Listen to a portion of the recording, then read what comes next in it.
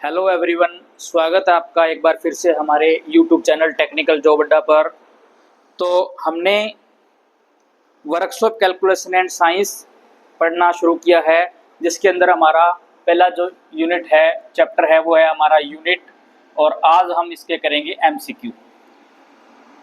MCQ का फ़ायदा ये होता है कि एक तो हमारे पीछे का जो कंसेप्ट हमने पढ़ा है जो थ्योरी के रूप में, वो हमारा एक बार रिवाइज हो जाता है, और दूसरा इससे जो पेपर के अंदर संभावित प्रश्न आने होते हैं उसका हमें आइडिया मिल जाता है। तो हम जितने भी एमसीक्यू करेंगे, ये लास्ट जो आपके एग्जाम्स के अंदर आए हुए हैं या आने की संभावना है, उनके ऊपर हम इनको करेंगे। तो हमारा क्वेश्चन जो है इसके अंदर, पहला क्वेश्चन है अभी इसके अंदर हमारा कि निम्न में से फंडामेंटल क्वांटिटीज कौन सी हैं। निम्न में से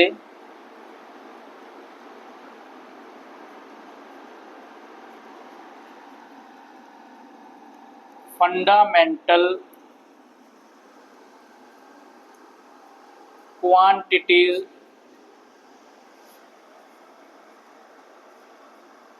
कौन सी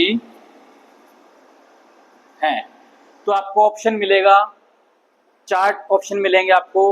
आपने उनमें से देखना है कि फंडामेंटल क्वांटिटीज कौन कौन सी है। हमारे पास 3 फंडामेंटल क्वांटिटीज हैं, मास, लेंथ और टाइम। जो आपके एमसीक्यू आते हैं वो कंफ्यूजिंग होते हैं। कंफ्यूजिंग उसमें क्या होता है कि मास और लेंथ दे दिया, टाइम की जगह वहां पे क्या लिख देंगे, स्पीड। तो आपको ऑप्शन में ये मिलेगा, या मास की जगह पे वेलोसिटी, या कुछ भी और क्वांटिटीज वहां पे लिख दी जाएगी जो कि फंडामेंटल नहीं होगी। तो आपने अच्छे से ध्यान में रखना है कि हमारी जो फंडामेंटल क्वांटिटीज हैं वो मास, लेंथ और टाइम ही है। और हमारे इनको मेजर करने के लिए इनको सिस्टम जो हमारे पास 3 थे, एफपीएस सिस्टम, एमकेएस सिस्टम और सीजीएस सिस्टम। इनको मेजर करने के लिए हम करते हैं foot, pound, second.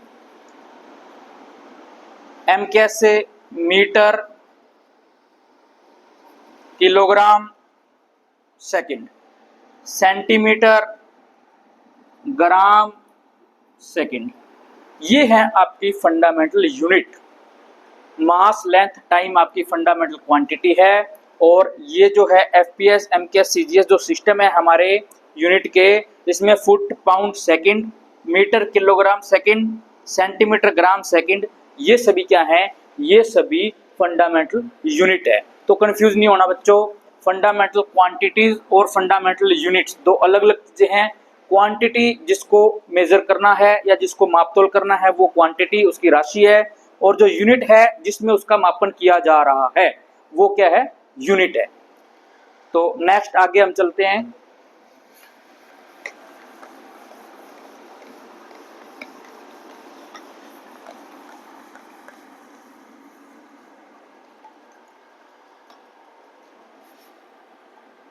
FPS system में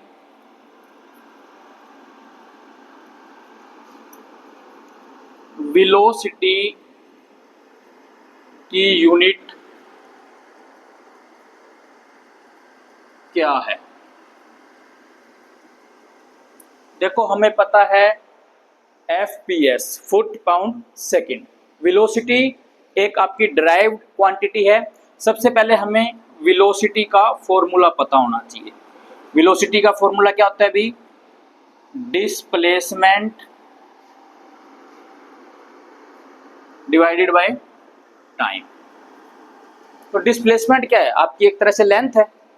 लेंथ बोले तो एफपीएस सिस्टम के अंदर लेंथ के लिए क्या यूज करेंगे, फुट, और टाइम सेकंड। तो आपकी यूनिट निकल के आ गई यहां से फुट प्रति सेकंड, फुट प्रति सेकंड। अगर यहाँ पे एफपीएस सिस्टम की बजाय सीजीएस सिस्टम होता तो सीजीएस सिस्टम में वेलोसिटी की यूनिट क्या होती, सेंटीमीटर प्रति सेकंड। एम के सिस्टम की अगर बात करें तो एम से मीटर प्रति सेकेंड। तो ये कंफ्यूजिंग है थोड़ा थोड़ा, बट जब हम इसकी प्रैक्टिस करेंगे तो ये बिल्कुल आसान लगने लगेंगे। तो उसके बाद नेक्स्ट है अभी हमारा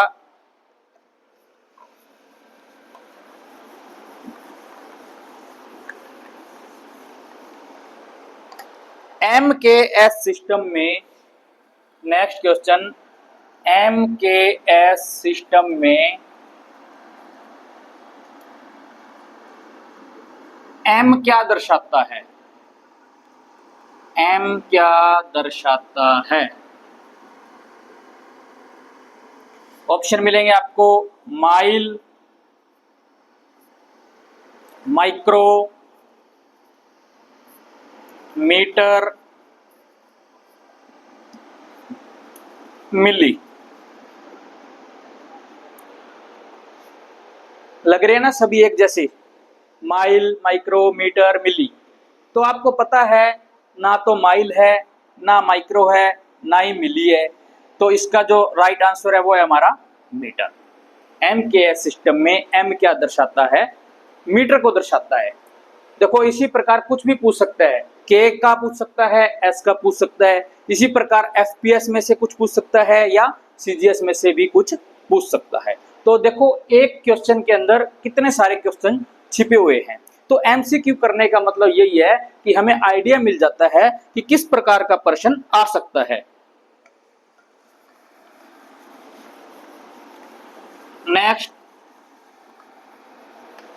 नेक्स्ट क्वेश्चन अभी हमारा, किस सिस्टम में पाउंड भार की इकाई है? किस सिस्टम में पाउंड भार की इकाई है? सबसे पहले ये देखेंगे कि भार और पाउंड सिस्टम हमारे पास तीन ही है, एफपीएस, एमके, सीजीएस। तो पाउंड जो है कौन से सिस्टम में आ रहा है? FPS, foot pound second. तो इसमें आपका ऑप्शन क्या हो गया? एफपीएस। ऑप्शन में आपको सीजीएस भी मिलेगा, एमकेएस भी मिलेगा, इनमें से कोई भी नहीं, ये भी हो सकता है। इसके साथ साथ इसमें ये भी पूछ सकता है, यानी कि जो हमारा एफपीएस है उसका दूसरा नाम, यानी कि ब्रिटिश सिस्टम।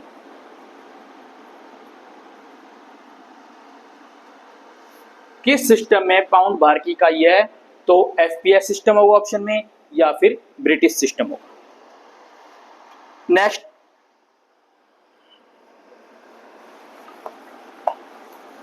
सीजीएस सिस्टम किस नाम से जाना जाता है? सीजीएस सिस्टम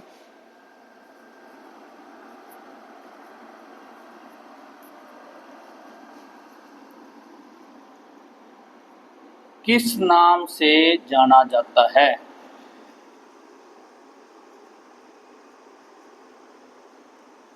तो पता है आप सभी को, एमकेएस को मीट्रिक सिस्टम बोलते हैं, एफपीएस को ब्रिटिश सिस्टम बोलते हैं, और सीजीएस को क्या बोलते हैं? French system.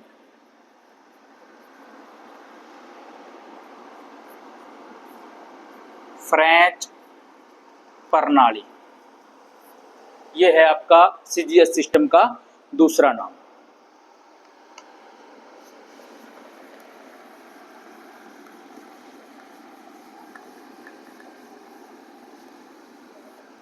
नेक्स्ट क्वेश्चन में भी आपका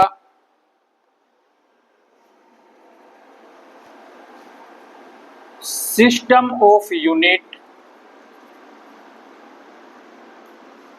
के दो प्रकार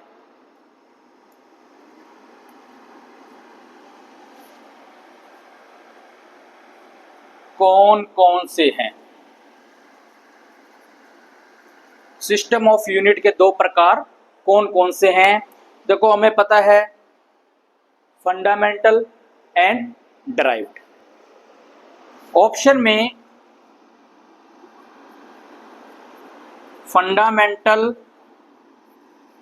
दूसरा है आपका डिराइव्ड। ये दोनों जिस ऑप्शन में मिलेंगे वो ऑप्शन आपका बिल्कुल सही होगा। इसके अलावा और कुछ भी लिखा हो सकता है, ग्रेविटेशनल, नॉन ग्रेविटेशनल, ब्रिटिश, कुछ भी, लेकिन हमारा फंडामेंटल एंड ड्राइव जहां पे होगा वो आपका इसके लिए बिल्कुल सही होगा। नेक्स्ट क्वेश्चन है अभी हमारा, 1 मील में कितने किलोमीटर होते हैं?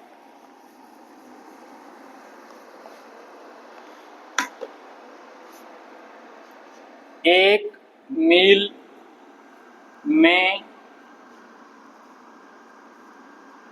कितने किलोमीटर होते हैं? 1 मील जो है आपका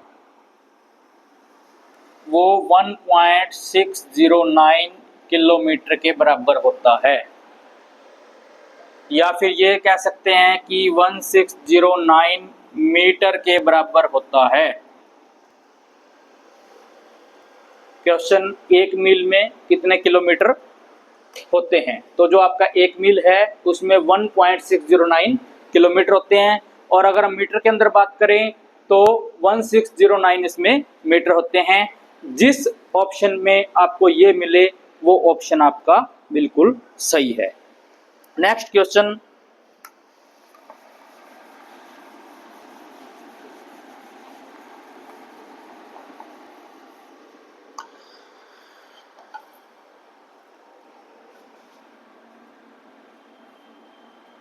दिल्ली और भोपाल के बीच की दूरी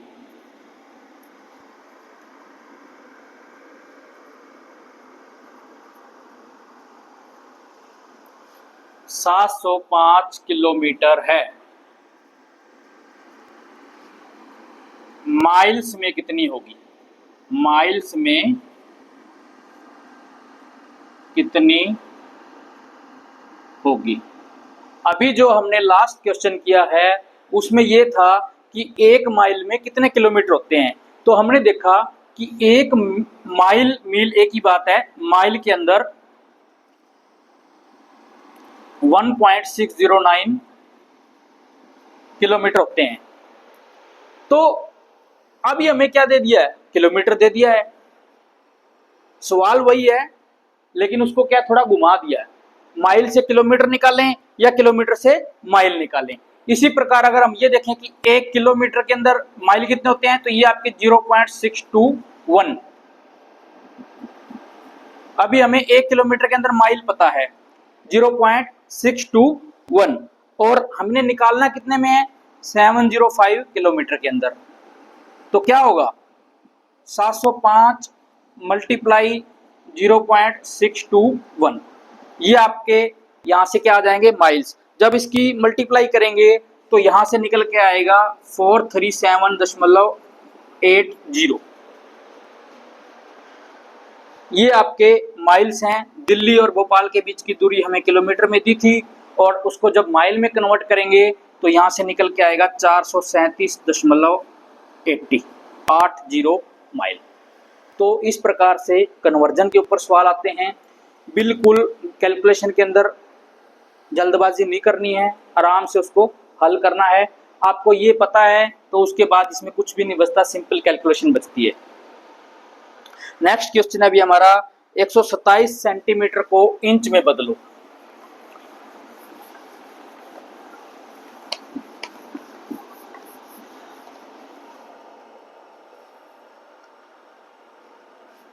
एक 127 सेंटीमीटर को इंच में बदलो। बिल्कुल आसान सा सवाल है। हमें इंच और सेंटीमीटर के अंदर जो एक संबंध है वो पता होना चाहिए। हमें पता है कि 1 इंच के अंदर 2.54 सेंटीमीटर होते हैं। हमें पता है कि 1 इंच में क्या होते हैं? 2.54 सेंटीमीटर होते हैं। तो इस हिसाब से हमें क्या करना है? 127 सेंटीमीटर को इंच में बदलना है।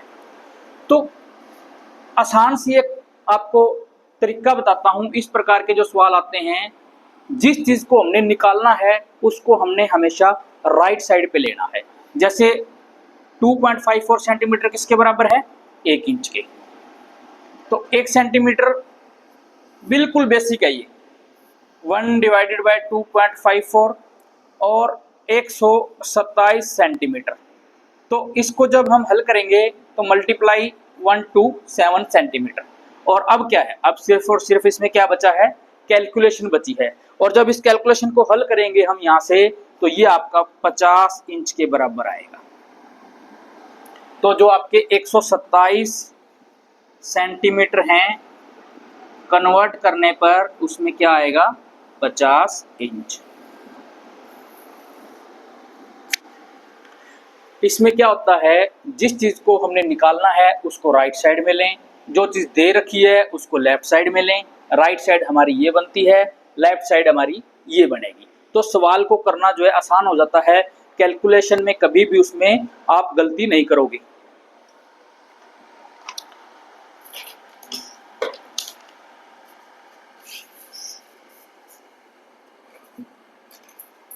नेक्स्ट है भी इसके अंदर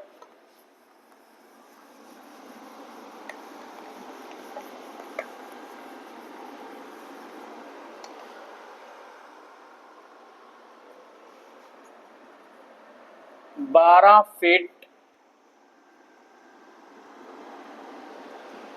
फीट जो है आपका, ये मीटर में कन्वर्ट करने हैं। इस प्रकार के सवाल पेपर के अंदर जब आते हैं तो हमेशा कैलकुलेशन में ही मिस्टेक होती है, तो आपने बड़े ध्यान से उसकी कैलकुलेशन करनी है। अब देखो, हमें पता है कि 1 मीटर के अंदर कितने फीट होते हैं? 3.28। 1 मीटर के अंदर 3.28 आपके क्या होते हैं? फीट होते हैं। अब वही चीज है, हमें निकालना क्या है? मीटर निकालना है। तो क्या करेंगे? 3.28 फीट किसके बराबर है? 1 मीटर के। 1 फीट 1 डिवाइडेड बाय 3.28 और निकालना क्या है अभी? 12 फीट के लिए। तो यहाँ पे गुणा में 12। और जब इसको सोल्व करेंगे हम कैलकुलेशन से, जब इसको सोल्व करेंगे तो ये आ जाएगा हमारा 3.65 मीटर।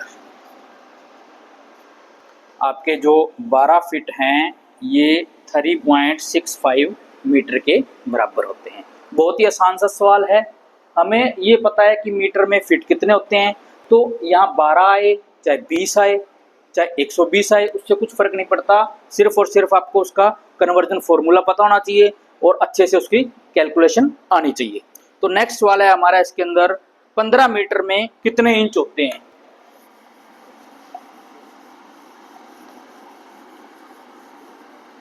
डिफरेंट टाइप के जितने भी क्वेश्चन बन सकते हैं हम उन सब को बनाने की कोशिश कर रहे हैं, ताकि क्वेश्चन कहीं से भी आए हम उसमें गलती नहीं करेंगे। 15 मीटर में कितने इंच होते हैं? 15 मीटर में कितने इंच होते हैं? बिल्कुल आसान सा सवाल है। हमें पता है कि 1 metre is equal to 39.37 inch. इसमें कुछ नहीं करना, सिंपल सा है। जो चीज निकालनी है वो पहले से ही हमारे राइट साइड में है। तो 1 मीटर में 39.37 इंच, तो 15 मीटर में कितने होंगे? सिंपल है, 15 से मल्टीप्लाई कर दो भाई। जितना दे रखा है उतने से उसको क्या कर देंगे? मल्टीप्लाई कर देंगे। मल्टीप्लाई करने के बाद जो आपकी वैल्यू आएगी वो उसका आंसर है। इसके अंदर आपका जो उत्तर आएगा ये आएगा 590.55। ये आपका आंसर है किसका? 15 मीटर का, जब इंच में बदलेंगे तब।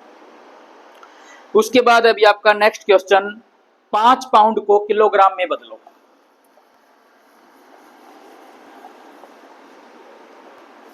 5 पाउंड को किलोग्राम में बदलो, यानी कि कन्वर्ट 5 पाउंड इनटू केजी। तो हमें पता है 1 पाउंड की जो वैल्यू है वो ये है। 1 पाउंड की जो वैल्यू है वो केजी के अंदर 0.4536। हमें क्या निकालना है? 5 पाउंड। तो सिंपल है, इस वैल्यू को मल्टीप्लाई 5। जब हम इस वैल्यू को मल्टीप्लाई बाय 5 करेंगे तो वो इज इक्वल टू जो भी आएगा वो हमारा क्या आएगा? वो आएगा 5 पाउंड की वैल्यू को किलोग्राम में बदलना। जब इसको मल्टीप्लाई करेंगे तो ये हमारा आएगा 2268 और केजी। इसके साथ ही एक चीज और बता दूं कि 1 पाउंड की वैल्यू किलोग्राम में ये है और ग्राम में क्या होती है अभी? 453.6 ग्राम। और अगर यहां से ग्राम निकालने की बात आएगी तो इसको हम 5 से मल्टीप्लाई करेंगे तो ये आ जाएगा आपका 2268 ग्राम। तो ये था आपका 5 पाउंड को किलोग्राम में कैसे बदला जाता है। अब बिल्कुल आसान से सवाल हैं, पेपर के अंदर डायरेक्टली पूछ लिए जाते हैं, क्योंकि ये चीज़ें ज़्यादातर यूज़ नहीं होती हैं तो बहुत से बच्चों को पता भी नहीं होता। इसके अंदर क्या होता है अभी? 1 पाउंड। 1 पाउंड में कितने औंस होते हैं? औंस आपकी एक यूनिट है मास को मेजर करने की। मास को मापने के लिए एक यूनिट है हमारे पास, औंस।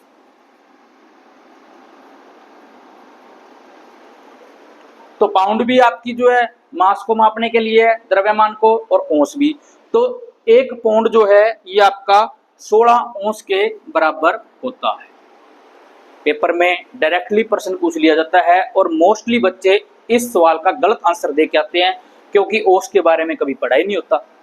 तो इसलिए मैं ऐसे ऐसे क्वेश्चन लाया हूँ जिसमें से आपको सारे डाउट जो है वो दूर हो जाएंगे, और अगर इनको ढंग से हम कर लेंगे तो पेपर के अंदर जो संभावित प्रश्न आने की संभावना है उसमें गलती होने के चांस बिल्कुल भी नहीं बचेंगे। तो नेक्स्ट है इसके अंदर हमारा कि 1 औंस जो है कितने ग्राम के बराबर होता है। जिस प्रकार आपका पाउंड में 16 औंस होते हैं, उसी प्रकार 1 औंस के अंदर कितने ग्राम होते हैं? ये होते हैं अभी आपके 28.35 ग्राम। बिल्कुल बच्चों इस वैल्यू को याद कर लेना। 28.35 ग्राम 1 औंस के अंदर होते हैं और 1 पाउंड में 16 औंस होते हैं। और जब औंस और ग्राम को मल्टीप्लाई करेंगे तो ये आपका यहाँ से टोटल ग्राम आ जाएंगे। 1 पाउंड के अंदर 453.6 ग्राम आपके होते हैं। ये बहुत आसान सा है, बट काफ़ी बार पेपर के अंदर पूछा जाता है और मोस्टली बच्चे इसका उत्तर गलत देते हैं। तो आगे से जब भी आपको ऐसा सवाल मिले तो बिल्कुल गलत उत्तर नहीं करना है। 1 पाउंड 16 औंस, 1 औंस 28.35 ग्राम और 1 पाउंड 453.6 ग्राम। नेक्स्ट है हमारा त्वरण की एमकेएस सिस्टम में इकाई क्या है? त्वरण एसिलरेशन को बोलते हैं अभी, एसिलरेशन त्वरण की एमकेएस सिस्टम में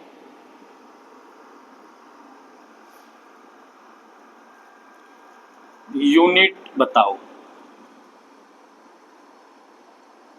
देखो, जब भी डिराइव्ड क्वांटिटी होती है उसकी यूनिट बनाने के लिए सबसे पहले हमें उसका फॉर्मूला पता होना चाहिए। अब जो आपका एसिलरेशन है इसकी जो फॉर्मूला है वो क्या होता है? अभी हमने लास्ट जो क्लास थी उसमें किया था। एसिलरेशन का फॉर्मूला क्या होता है आपका? Velocity upon time. Velocity upon time. अब बात एमकेएस सिस्टम की हो रही है तो वेलोसिटी का जो फॉर्मूला एमकेएस सिस्टम में क्या था? मीटर प्रति सेकंड, और समय का फॉर्मूला सेकंड। तो ये यहाँ से निकल के आएगा मीटर प्रति सेकंड स्क्वायर। ये है आपका एसिलरेशन का एमकेएस सिस्टम के अंदर यूनिट, मीटर प्रति सेकंड स्क्वायर।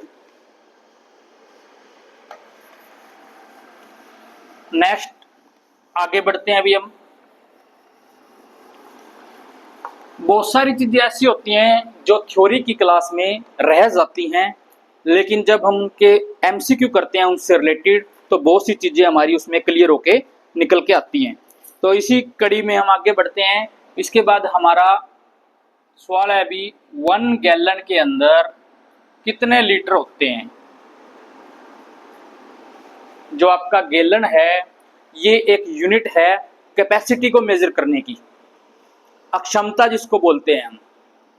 लीटर भी आपकी अक्षमता है और गैलन भी अक्षमता है। तो एक गैलन जो होता है वो कितने लीटर के बराबर होता है। एक गैलन जो है 4.546 लीटर के बराबर होता है। और सवाल आपका यहीं से बनता है। नेक्स्ट अगर हम सवाल की बात करें तो पेपर के अंदर क्या आएगा कि 6 लीटर को गैलन में बदलो, 6 लीटर को गैलन में बदलो। बिल्कुल आसान सा सवाल है, सिर्फ कैलकुलेशन बची है इसमें और कुछ नहीं है। हमें पता है 4.546 लीटर जो है एक गैलन के बराबर है। हमने उल्टा क्यों किया है, हम पहले तो ये कह रहे थे कि एक गैलन में 4.546 लीटर होते हैं, बट अब हमने ये कह दिया कि 4.546 लीटर में एक गैलन होता है। ये क्यों किया है, ये सवाल को आसान तरीके से हल करने के लिए किया है। जो चीज हमने निकालनी है वो हमने राइट साइड में ले ली। हमने गैलन निकालना है, गैलन को हमने राइट हैंड साइड पे ले लिया। 1 डिवाइडेड बाय 4.546 और 6 लीटर की बात करेंगे तो मल्टीप्लाई में 6। यहाँ से जो कैलकुलेशन निकल के आएगी वो आपका 6 लीटर में गैलन। तो यहाँ से क्या निकल के आएगा 1.31 समथिंग। जो भी आए कैलकुलेशन आप खुद करोगे, जितनी ज़्यादा कैलकुलेशन करोगे, जितनी ज़्यादा प्रैक्टिस करोगे उतना आपके कंसेप्ट क्लियर होते चलेंगे, माइंड शार्प होता चलेगा, हाथ खुलता जाएगा। तो फिर आप सवाल आएगा उसको झट से सॉल्व कर सकते हो।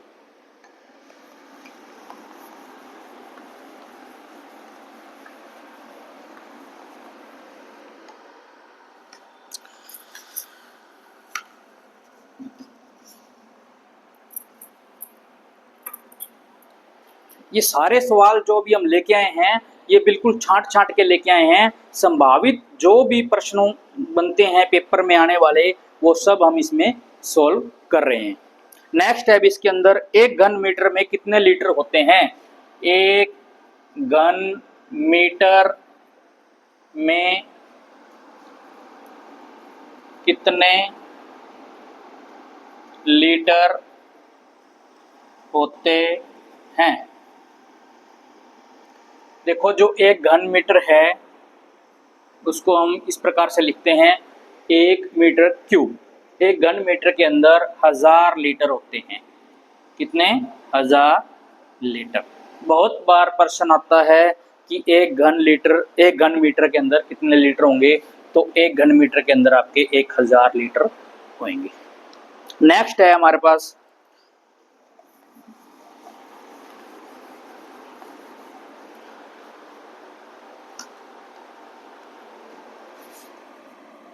$52.5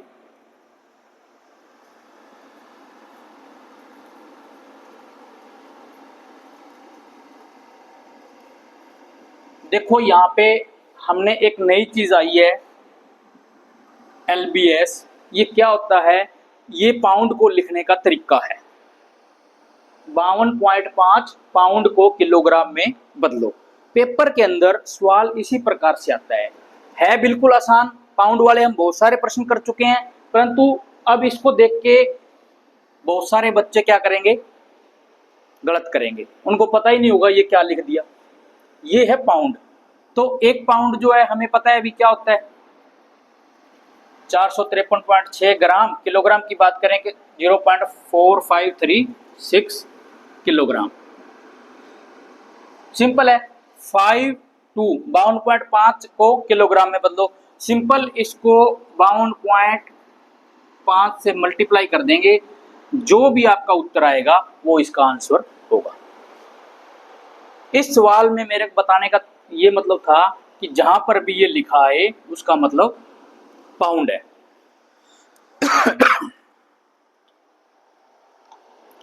नेक्स्ट, बहुत ही अच्छा क्वेश्चन, बहुत ही आसान क्वेश्चन, फिर भी बच्चे गलती करते हैं। प्रश्न क्या है? ऐसी क्वांटिटी का नाम बताओ जिसकी यूनिट तीनों सिस्टम के अंदर सेम है। ऐसी क्वांटिटियां कौन कौन सी है? ऐसी फंडामेंटल क्वांटिटी कह सकते हैं हम। फंडामेंटल क्वांटिटी हमारे पास तीन ही है, मास, लेंथ, टाइम।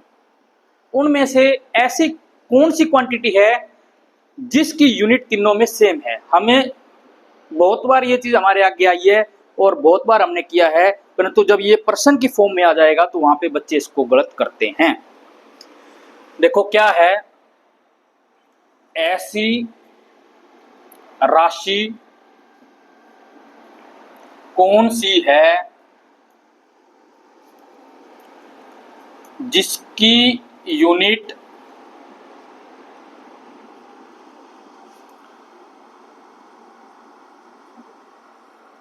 तीनों प्रणाली में एक जैसी है या एक ही है? तो हमें पता है कि जो समय है उसकी बार बार हम पढ़ रहे हैं, सेकंड सेकंड सेकंड, एफपीएस में सेकंड, एमकेएस में सेकंड, सीजीएस में सेकंड। तो वो कौन सी राशि हुई जिसकी यूनिट सब में एक जैसी है? समय, टाइम। बिल्कुल आसान सा प्रश्न, लेकिन एग्जामिनर क्या करेगा, आपको लैंग्वेज में घुमाएगा। आपने घूमना नहीं है, एग्जामिनर को ही उल्टा घुमा देना है। कैसे घुमाओगे? सही उत्तर देकर। सिंपल सा सवाल, सिंपल सा आंसर, लेकिन बहुत सारे बच्चे कंफ्यूजन में रहते हैं और उत्तर को आपको गलत कर देते हैं। तो आपने बिल्कुल भी गलत उत्तर नहीं देना है। इस प्रकार के सवाल आपने बिल्कुल आराम से, ध्यान से उनको सोल्व करना है। नेक्स्ट है अभी हमारे पास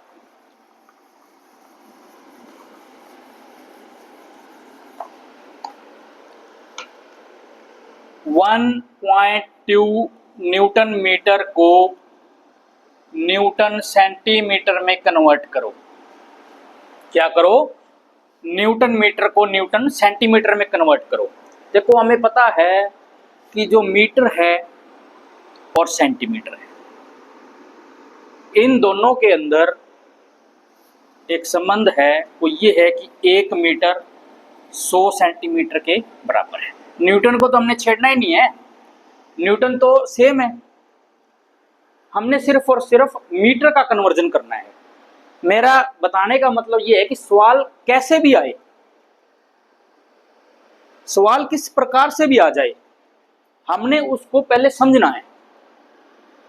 अब देखो न्यूटन तो सेम है, हमने सिर्फ और सिर्फ क्या करना है, मीटर को सेंटीमीटर में बदलना है। हमें पता है 1 मीटर में 100 सेंटीमीटर होते हैं, तो 1.2 मीटर में कितने होंगे? 100 से गुणा कर देंगे तो 120 सेंटीमीटर। इसका क्या उत्तर आ जाएगा? 1.2 न्यूटन मीटर 120 न्यूटन सेंटीमीटर के बराबर है। ये आपका सवाल है, ये आपका उत्तर है। नेक्स्ट,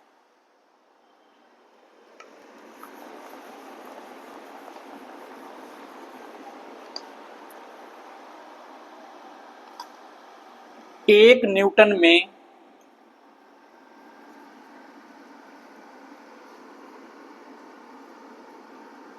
कितने डाइन होते हैं?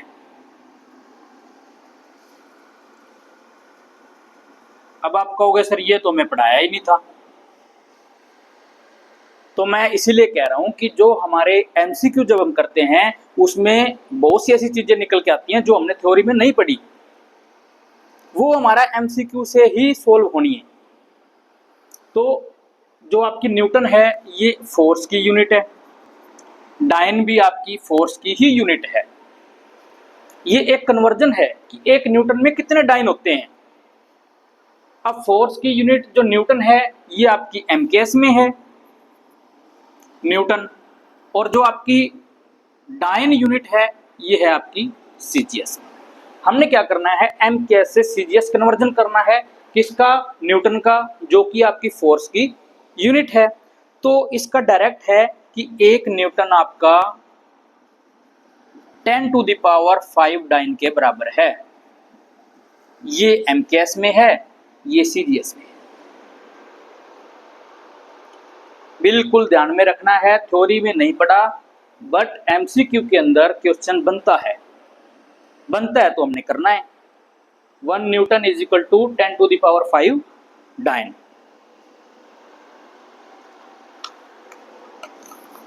ये बिल्कुल छांटे हुए क्वेश्चन हैं जो आपके एग्जाम में आने की पूरी संभावना है। नेक्स्ट है इसके अंदर कि 1 टन कितने किलोग्राम के बराबर है। कह देंगे सर ये तो बहुत ही आसान सा प्रश्न है, बट 99% बच्चे इसमें भी गलती करते हैं। सभी बच्चे इसको लिखेंगे कि जी 1000 होता भी है, 1 टन 1000 किलोग्राम के बराबर है ना। बट क्या है, जो टन है ये आपका 1016 किलोग्राम के बराबर है। जो 1000 किलोग्राम की बात कर रहे हैं हम, उसमें एक थोड़ा सा चेंज है, वो 1 मीट्रिक टन होता है।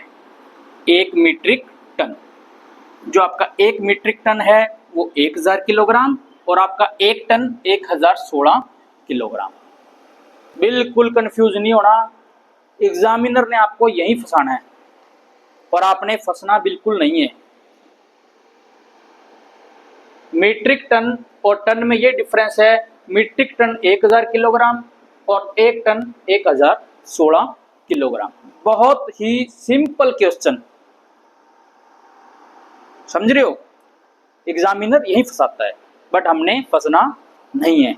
हमने तैयारी इस लेवल की करनी है कि एग्जामिनर क्वेश्चन कहीं से भी पूछे हमारा उत्तर बिल्कुल सही होगा। नेक्स्ट है इसके अंदर, ये सभी यूनिट जो हम कर रहे हैं उसके अंदर से ही सवाल बने हुए हैं।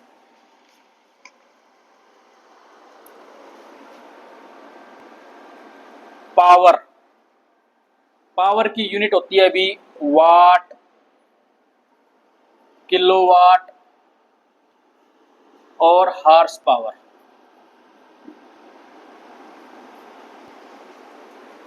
एक किलोवाट 1000 वाट के बराबर है। 1 HP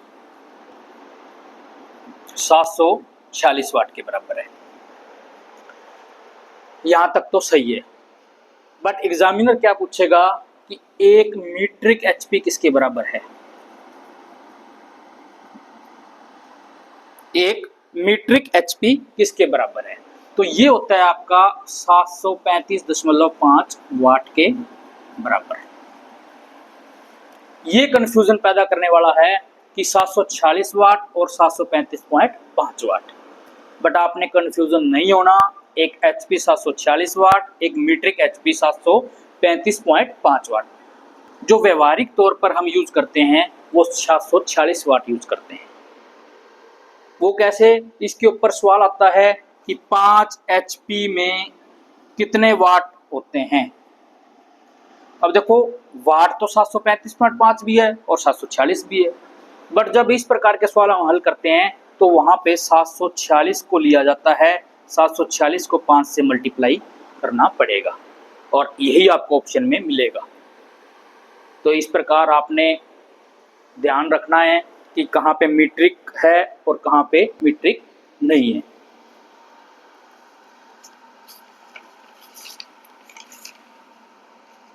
इस चैप्टर में से मोस्टली क्वेश्चन हमारे हो चुके हैं।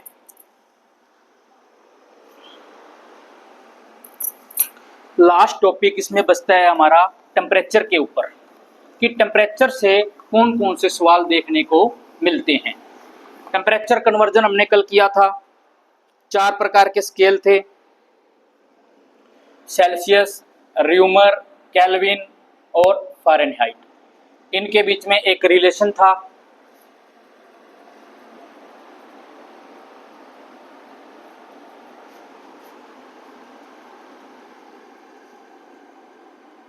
डायरेक्ट फॉर्मूला यूज कर लेते हैं। तो यहां से सवाल आता है आपका, जैसे 120 डिग्री सेल्सियस को 120 डिग्री सेल्सियस को इनमें से किसी में भी कन्वर्जन पूछ सकता है। जैसे हम मान लो यहाँ पे फ़ारेनहाइट लेते हैं, तो क्या करेंगे, सेल्सियस C/5 बराबर F-32/9। C की वैल्यू 120 पुट कर देंगे, कैलकुलेशन बचती है इसमें। अगर आपको फॉर्मूला आता है तो क्रॉस मल्टीप्लाई F-32 बराबर 24 गुणा 9।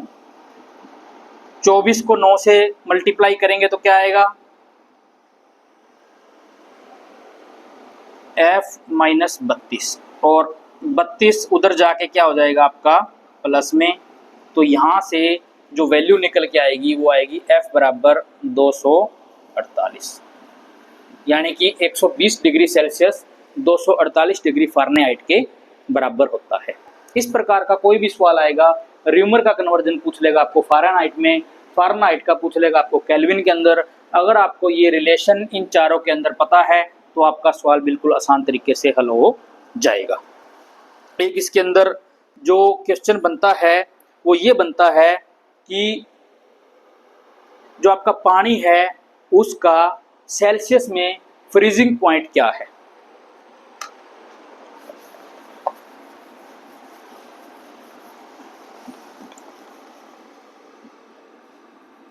सेल्सियस स्केल पर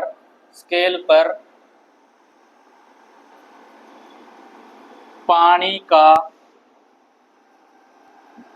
फ्रीजिंग पॉइंट क्या है।